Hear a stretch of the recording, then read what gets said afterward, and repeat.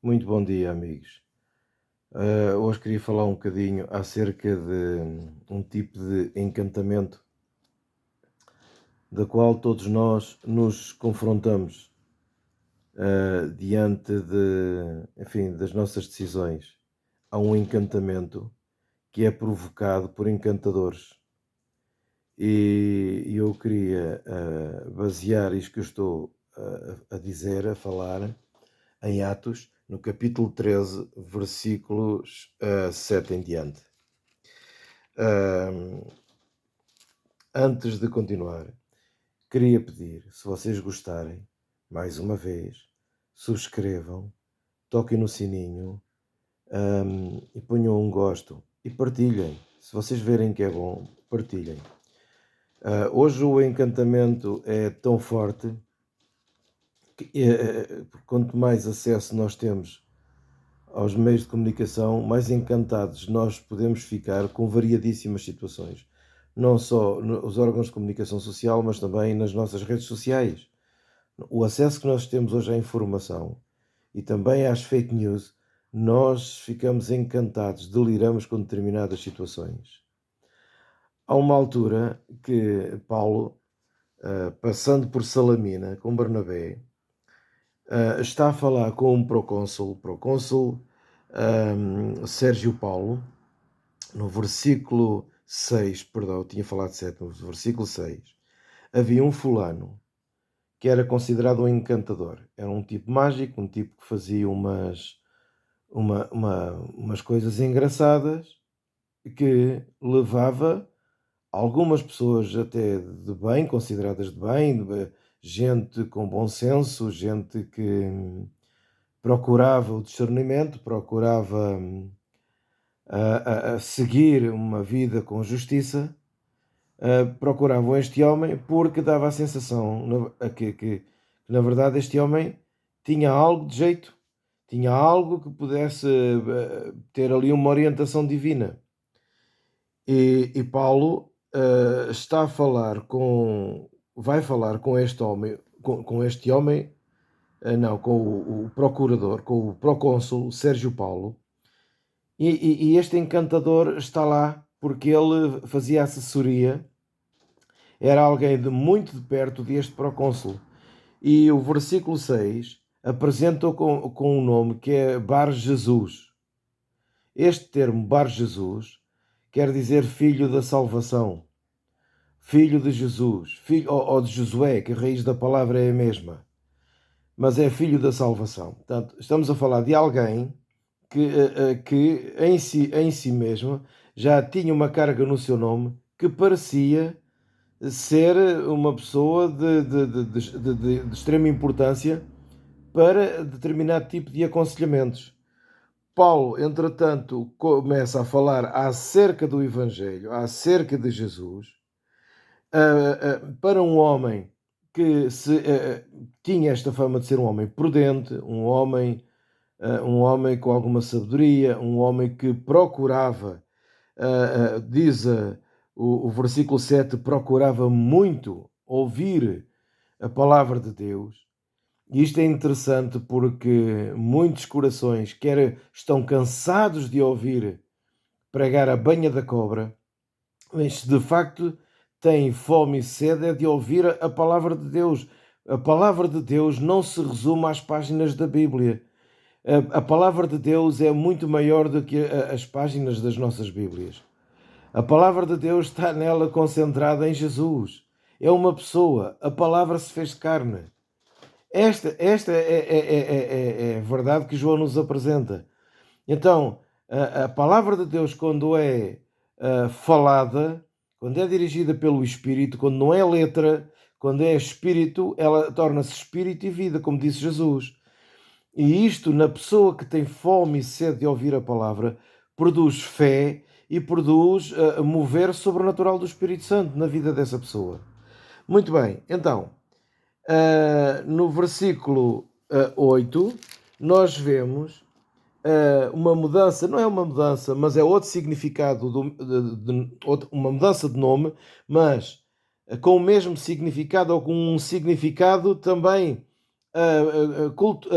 para outra cultura. apresenta-se como sendo já não Bar Jesus, mas também fica registado como Elimas, o encantador. E é aqui que eu quero chegar. Porque enquanto quem é aramaico e o significado do grego é filho da salvação, aqui Elimas é um nome árabe que significa homem sábio.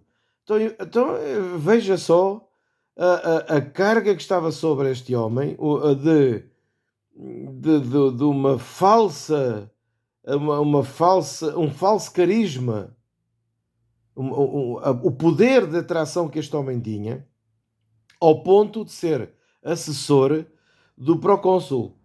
E resistiu-lhes Elimas, o encantador, que assim se interpreta o seu nome, procurando, diz aqui o registro de Atos, procurando apartar da fé o procônsul. Este homem percebeu que o ensino puro e simples, de uma forma simples, daquilo que tinha acontecido com Paulo, estava a ser passado. Ele percebeu que aquela simplicidade iria destruir os falsos ensinos que encantam as pessoas. E na medida que ele tanto se foi opondo que Paulo se virou para ele e disse-lhe a ele: ó filho do diabo. Isto é que foi um mimo de Paulo, foi um carinho de Paulo. Ó filho do diabo, cheio de todo o engano e de toda a malícia, inimigo de toda a justiça. Isto, se calhar, nos dias de hoje ainda há qualquer coisa parecida com isto, não há? Gente que procura ser inimigo de toda a justiça e diz assim: não cessarás de perturbar, de perverter, de desviar, de corromper os retos caminhos do Senhor. Meus amigos, eu hoje não vou prolongar muito, que eu sei que que me estico um bocadinho a falar, mas o título desta mensagem é Elimas, o Encantador. E hoje em dia, na falta da unção de Deus, quer na palavra, quer naquilo que muitos de nós desejamos que aconteça, e nós muitas das vezes só desejamos porque só pensamos em nós. Na falta disso, nós recorremos aos encantamentos. Nós procuramos a solução mais fácil. Este homem estava habituado a ser uma fonte de alguém que procurava essa facilidade também. Alguém que queria conhecer Deus, mas alguém que se interessava por meios que o pudessem satisfazer. Nós somos assim.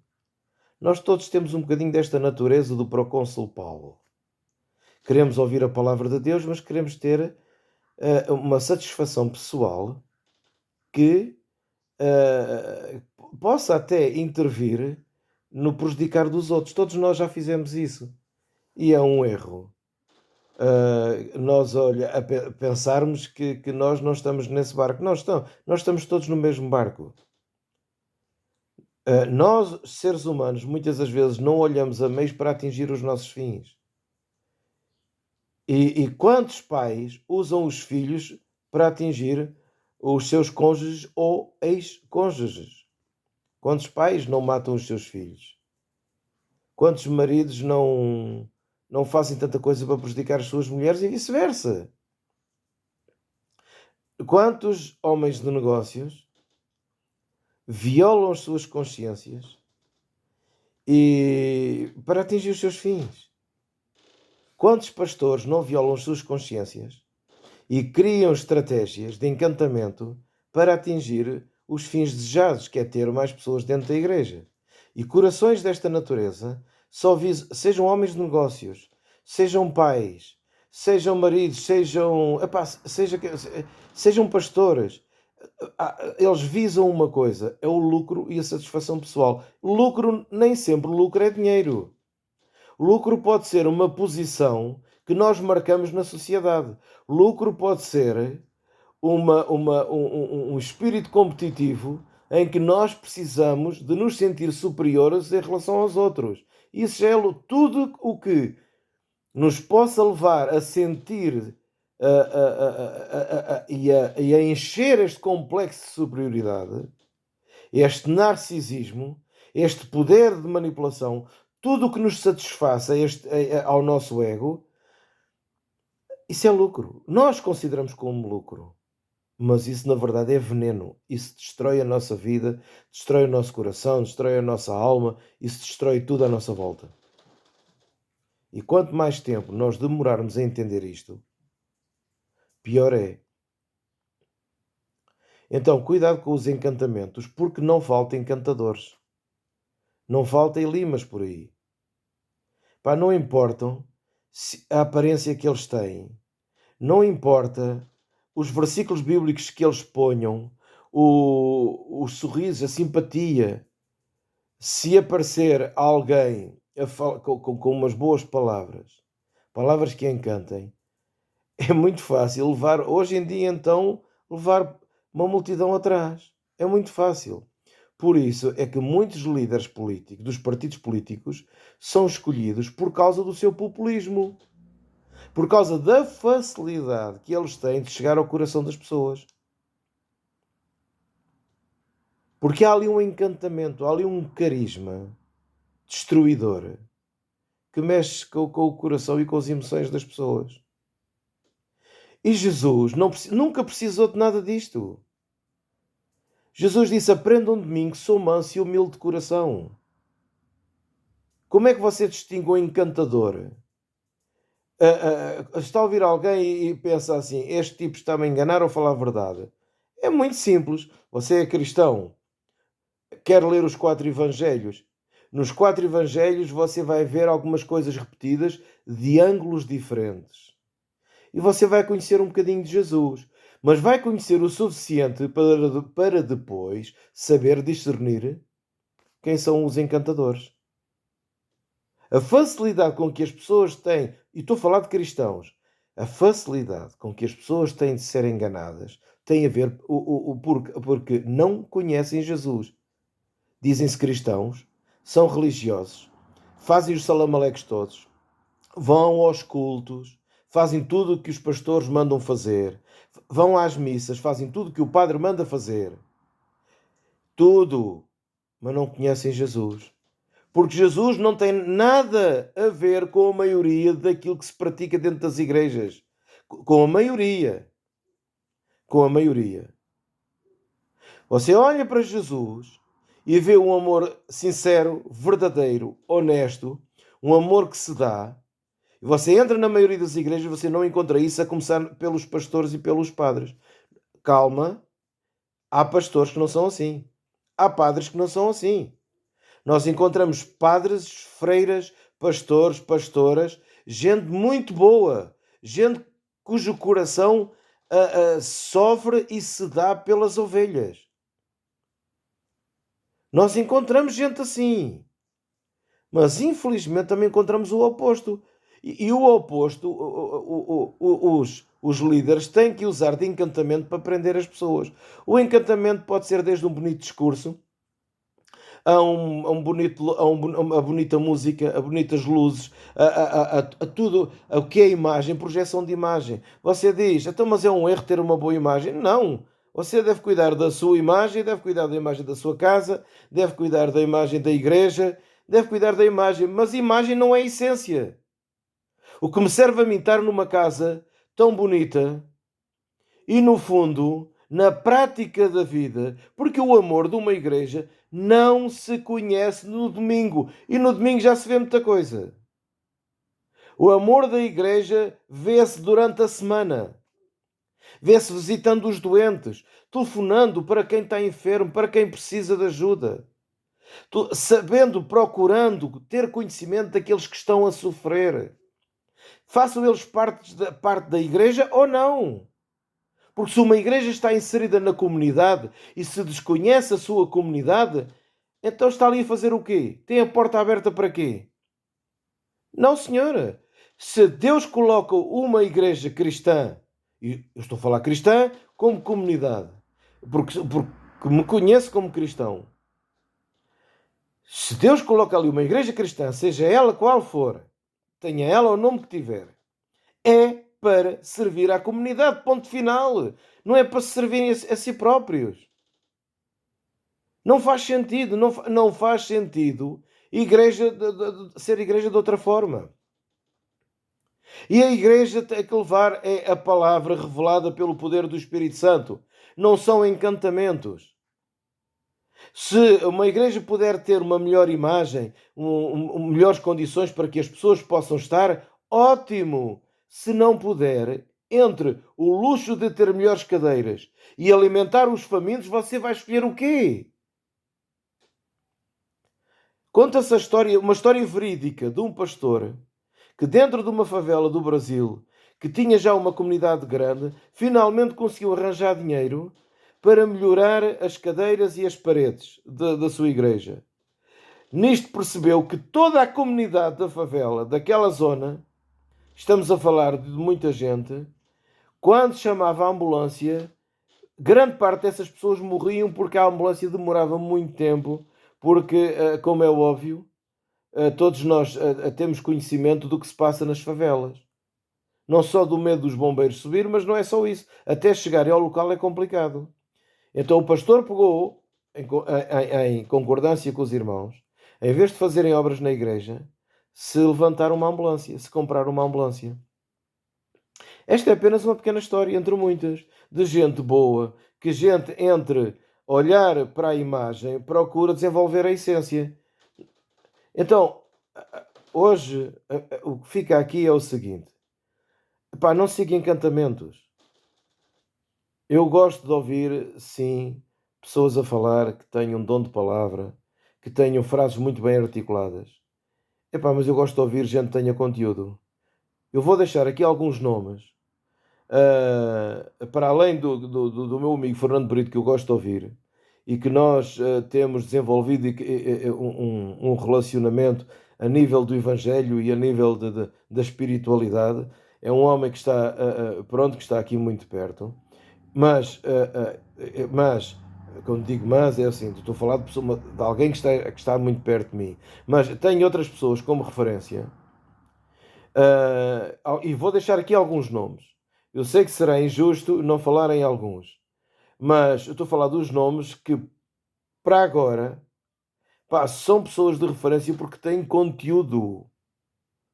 Então, não é só conteúdo naquilo que falam, é conteúdo naquilo que fazem, conteúdo naquilo que dirigem, é na prestação de contas. E quando digo prestação de contas, estou a falar da exposição daquilo que eles ensinam.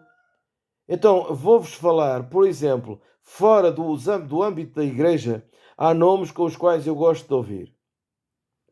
O Mário Sérgio Cortella, o Leandro Carnal, o Luís Filipe Pondé, o Clóvis de Barros Filho, são professores universitários de História, de Filosofia, das religiões. Se procurarem por estes nomes no YouTube, vocês vão encontrar e vão encontrar muita riqueza.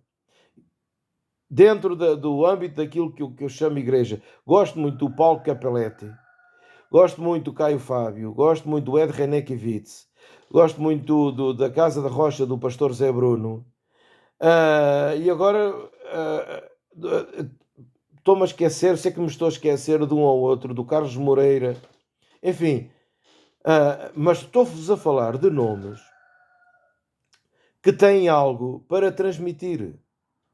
E nomes com conteúdo, nomes em que aquilo que eles ensinam tornaram-se vida prática nas comunidades que eles dirigem e para além das comunidades. Gente que durante a pandemia estiveram fechados e nunca deixaram de servir às comunidades. As igrejas sempre funcionaram no socorro. Interessante uma coisa destas. E há tanto nome que eu desconheço de gente que sofre por amor a Deus e ao próximo. Agora atenção, estas pessoas, estes nomes que eu falei, são seres humanos que falham como outros. Significa que também faz parte da nossa maturidade separar as águas se alguma coisa eu não concordar. Eu não sigo estas pessoas como sigo a Cristo, como é óbvio, mas são pessoas por quem eu tenho um carinho e um respeito, quer dentro, quer fora da igreja, e há outros nomes. Eu estou-me a lembrar de outro, o Ricardo, o Ricardo Gondim. Agora houve um pastor que saiu da igreja do Ricardo Gondim, que é o Eliel Batista. É um nome a ouvir também. É alguém que também tem o seu conteúdo. São gente que sabe o que estão a dizer, que não vivem para a fachada, não vivem para a imagem. São igrejas umas maiores do que outras, umas com mais luxo do que outras, mas não vivem para a imagem. E tem servido a comunidade e a história desta gente, inclusive a forma que estes homens, até fora da igreja, um ou outro sendo ateus, é interessante como eles vão buscar a ética de Jesus para os seus próprios ensinos e palestras. Quando alguém procura viver, não sendo perfeito, preste atenção, não sendo perfeito, quando alguém procura viver o que ensina, isso lhe dá autoridade, lhe dá bagagem, um carisma, um bom carisma. Isso não é populismo. Populismo é fantochada. Populismo é ser hipócrita. Populismo é ser. E Jesus acusou os religiosos da época. Os pastores da época foram acusados de populistas, de hipócritas. Jesus pega neste termo, que era um termo usado na Grécia Antiga por causa do teatro da máscara, e Jesus os acusa deles usarem máscaras. Por isso é que, se nós conhecêssemos um bocadinho mais de Jesus, nós conseguíamos discernir, nós conseguíamos separar. Pelos frutos os conhecereis, disse Jesus. É tão simples. Pelos frutos não é quantas pessoas você tem na igreja. Os frutos é aquilo que você é fora da igreja.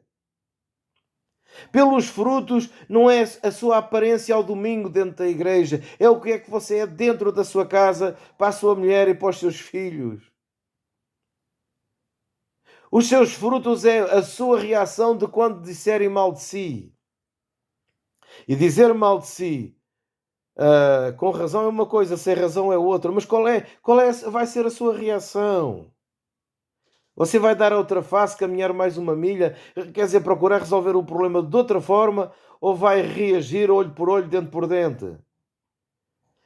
Está a ver? Se nós estamos a falar de palavras de Jesus. Se nós conhecêssemos um pouco de Jesus, nós iríamos ver as pessoas. Nós não conhecemos um pastor no púlpito da igreja, nós conhecemos um pastor, um padre, na vida do dia a dia, não só com a sua família, mas na forma como trata as suas ovelhas, como na forma como trata a sua comunidade. Um pastor tem que cheirar a ovelha. Você vai a um sítio qualquer, e nós vivemos aqui em Alenquer, numa região, e não só aqui, de ovelhas e cabras, o gado natural. O dono do gado, ou quem trata do gado, se você estiver a falar com a pessoa, ele vai cheirar ao gado. Um pastor tem que cheirar as ovelhas, porque o pastor tem que conviver, tem que se interessar, se importar. Não é ser quadrilheiro, não é ser cusco e meter-se na vida das ovelhas para ser cusco. Tem que entrar na vida das ovelhas, não para ser Deus das pessoas, não para ser Deus das ovelhas, mas para ser socorro, para ser exortador e para ser consolador. Para que as ovelhas possam confiar nele ou nela. Eu falo sempre no género masculino, mas tanto faz de homens como mulheres. Tem que cheirar as ovelhas. Ser pastor não é ter um emprego. Ser pastor não é profissional da homilética. Ser pastor é procurar ser como Jesus. É sentar-se como Jesus. É buscar a ovelha perdida. É ter a coragem, com olhos de amor, e dizer: não, isso é errado. E, sendo imperfeito, ser pastora, sendo imperfeito. E aqui os padres, nós sabemos na Igreja Católica, as senhoras não exercem o bispado, digamos assim, mas não, o que serve para uns serve para outros. Sendo imperfeitos, nós somos imperfeitos. Sendo imperfeitos, nós devemos procurar não ser, pelo menos, encantadores. Encantadores. No sentido de enganar, no sentido da hipocrisia. Este é que é o termo de encantamento que eu quero usar aqui. Não é você ser encantador para a esposa e a esposa ser encantadora para o marido. Não, não estou a falar disso. Estou a falar de engano. Porque o engano perverte no coração de quem ouve. O engano perverte. Então fica aqui o recado para si, para mim, isto é para mim também, para nós termos o cuidado de não perverter a fé dos simples. Jesus disse que quem perverte a fé dos simples valia mais. Esses são os que provocam os escândalos. Quando Jesus fala de escândalos, Jesus não está a falar de um homem que foi apanhado na cama com outra mulher. Não é disso que Jesus estava a falar. Jesus está a falar de pedra de tropeço, rocha de escândalo. São aqueles que pervertem a fé dos mais simples, daqueles que têm menos entendimento. São aqueles que Deus chama os pequeninos. Jesus disse que era melhor pôr uma mão à volta do pescoço e atirar-se. Então, para os encantadores, arrependa-se e converta-se. Para os que gostam de se encantar, acorde. É o que Paulo diz. Desperta, tu que dormes. É o conselho que Paulo sabe. E é o meu conselho também. Nós precisamos de ir acordando, ir despertando diariamente. Um abraço a todos. Não se esqueça de pôr um gosto, subscrever. Vamos espalhar a palavra. Se gostar, claro. Um grande abraço a todos.